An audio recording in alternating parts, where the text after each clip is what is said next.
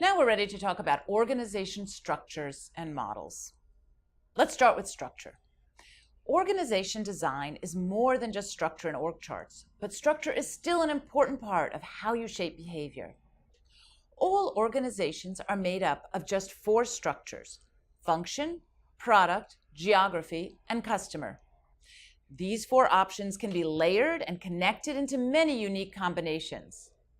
Structure determines the basic power dynamics of an organization, so it's important to understand how structural choice drives behavior and decisions.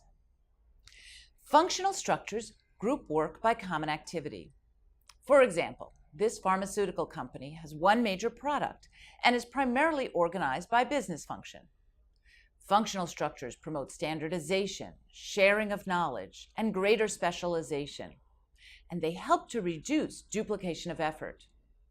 But the functional structure becomes a barrier once the company diversifies and needs to manage a variety of products, services, channels, or customers. Typically, a functional structure evolves into a product structure when a company finds itself with multiple and diverse product lines that require different organization capabilities. Product structures are almost always called division, category, sector, or business unit structures. Here's an industrial company that makes highly engineered but diverse products. Each business unit needs a unique configuration of functional resources. Separating into product divisions fosters innovation. Each division has autonomy and doesn't need to coordinate with other lines of business. Now, a geographic structure is often used as a company saturates its home market and grows by expanding into new territories.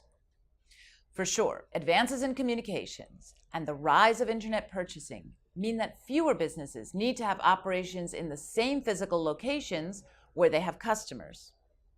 However, culture, language, and political factors still heavily influence buying patterns.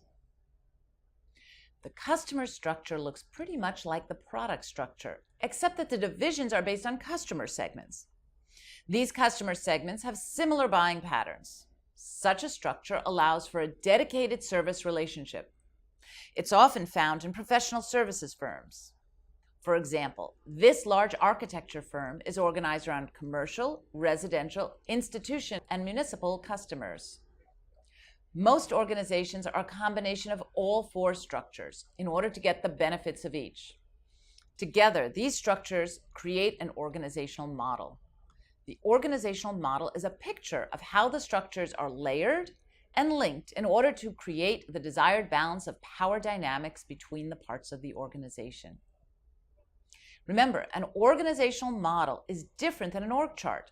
The organization chart simply depicts reporting relationships. The organizational model, however, can be used to communicate how parts of the organization are intended to relate to one another.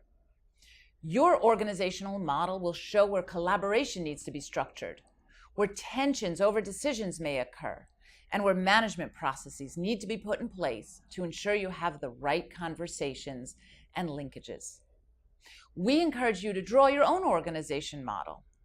Imagine explaining your organization to someone from the outside.